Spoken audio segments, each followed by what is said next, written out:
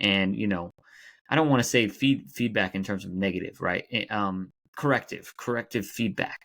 And if they are always only giving corrective feedback, they're never giving positive reinforcement, never giving praise, never giving love, right? You are eventually going to burn your athletes out. And especially at the younger age, I feel like it's of the utmost importance to make sure, right, you are giving them positive reinforcement. And, there is data out there that says 3-1. Some people say 5-1. In all honesty, I don't know any coach who actually tracks their number of positive interactions per correction. However, I do think for you to not burn your athletes out, you need to put a premium on recognizing what they do well. Because if we celebrate what they do well, then they're going to want to repeat that behavior. You are listening to the Bridging Impact Podcast, transforming leaders on and off the court with host, Coach Furtado. Without further ado, let's dive in. Hello, everyone, and welcome back to another episode of the Bridging Impact Podcast. And yet again, I am flying solo. So in this episode, I'm going to talk about how athletes of this generation and even ourselves as coaches can navigate and avoid burnout, because I see this generation of players are more active than ever. They are playing more games than ever. I honestly think they are training more than ever. They're not playing as much pickup, right? And I'm really speaking in terms of basketball, right? But I know what's going on in baseball and soccer and all the other sports as well, right? Club sports are huge. They're year round. And, for me as a business owner with BTG basketball, right? This is our time, right? We're training kids. We got training session. We got camps. We got privates. We got all of it. Boom. It's the time, man. The kids are out. Summer's out, but I think one of the things that, I really want to avoid is overuse injuries, number one, and then kids just getting burned out and having it not be fun.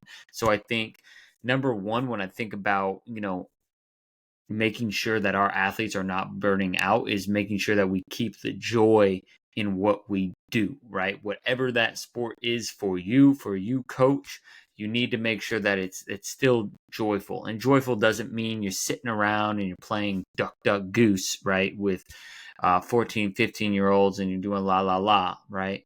No, it doesn't mean that. What it does mean, though, is there has to be some element of, spirit or just, you can't be push, right? I am definitely a big believer in kind of the philosophy of push pull. And I can give an example today where, some of my athletes, and maybe even an opportunity for me to kind of bring them in, is today we were running a training session, 90 minutes. They've been training almost every day for the past couple of weeks since they got out of school. And I could feel that. I could feel their energy waning. There was an athlete that's there that typically brings good energy. So, it's a delicate balance, right? You want to kind of push. You kind of want to push some of the older guys that I had in that group to kind of, you got to communicate a little bit more. You got to bring a little bit more energy, and also just recognize that, that they are a little bit fatigued, right? And so, when is the right time to push, right? And when is the right time to pull back and do something fun, right? And that is the age-old question. And really, it's an art, right? It's not a science. And as when it becomes an art, right, we're gonna make mistakes, right, coaches? So with that being said, you may find that, oh, I probably shouldn't have done that game. I should have just pushed them a little bit more. Right. And so finding that comfort zone, okay, maybe I need to stretch their comfort zone a little bit. Right. And then, right, once we stretch their comfort zone, let's say we had a hard practice, they were tired, right? What can we do to remind them about recovery? And this is obviously the hard thing with younger people. They don't necessarily, they feel invincible. So just giving them reminders about the importance of sleep, about the importance of drinking enough water, because especially for my guys, and this is maybe something that I need to do a bit better, and I'm almost thinking out loud, is reminding them to drink water, just because, at these training sessions when they're outside, right, a lot of camps are outside, making sure that they are hydrating, even if you're not outside, you're in a gym or wherever you are. You want to make sure you're hydrated if you're active all day. And it's obviously a big, step in activation levels, from going from sitting in the classroom from 9 to 3 or whatever it is, to, eventually being active for 4 to 6 hours a day, depending on the age and stage of your athlete, what they're doing.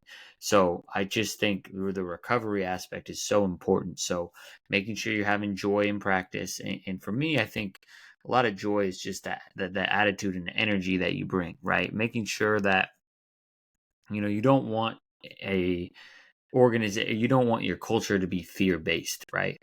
There has to be accountability, right, for people, obviously their behavior, punctuality, and however, like there's a lot of philosophy on you shouldn't make your kids run, shouldn't make your kids do push-ups, blah blah blah, right? And I do make my kids do push-ups and run sometimes when they are late, right? I do think that's actually, there needs to be some sort of accountability, right? You can't just show up late all the time and blah, blah, blah, and nothing happens, right?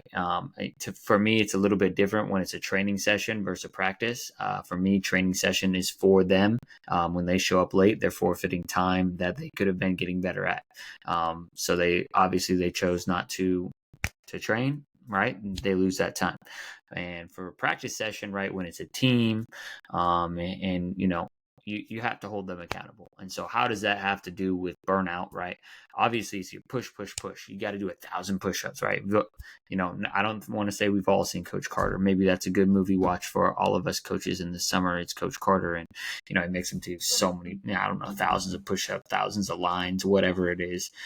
Just something ridiculous. Obviously, we're not going to do that now. I think we'd probably get in big trouble if we did that. Nonetheless, just recognizing what is too much, right?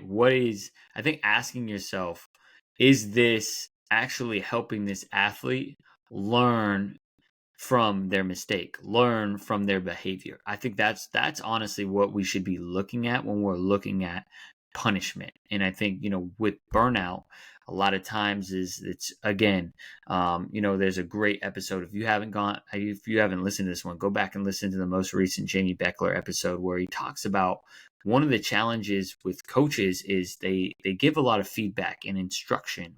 And, I don't want to say feedback in terms of negative, right? Corrective feedback. And if they are always only giving corrective feedback, they're never giving positive reinforcement, never giving praise, never giving love, right?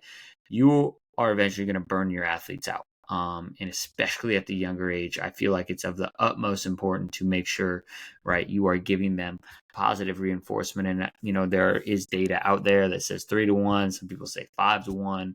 In all honesty, I don't know any coach who actually tracks their number of positive interactions per correction.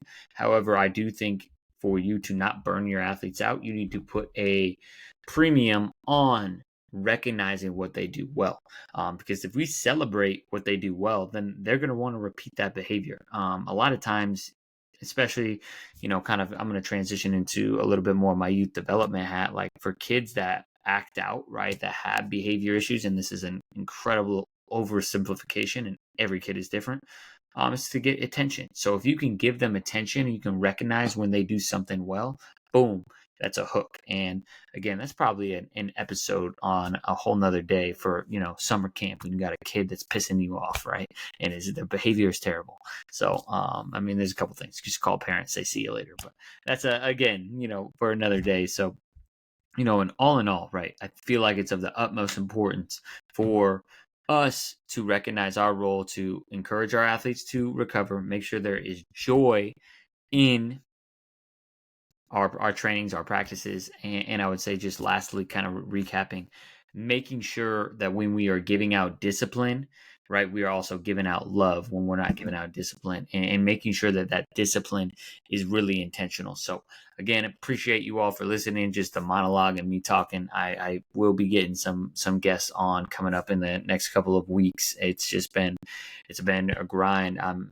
For a while, and if you don't want to listen to kind of the updates on me, you just wanted the information, then thank you for listening. But if you want a quick little update on, kind of why things have been slower, it's like I'm really starting to become the director of BTG. I'm looking to hire out a marketer, and just, a lot of things are coming my way in terms of what it is to actually be a director and owner. The program has been growing, and I'm incredibly grateful. Got a great group of families that we work with. I have a great coach that works with me, Colin. So I'm incredibly grateful, and I want to continue to be as consistent as possible, right? I debated whether maybe I want to record. I'm just going to be consistent. Boom. If it's a solo episode, it's a solo episode, but I want to get consistent value out to all of you all.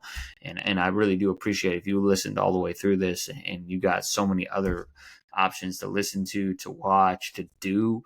The fact that you are listening to me and me ramble on shows that you really care about making an impact on kids, because that's what it's all about. It's what Bridging Impact's about.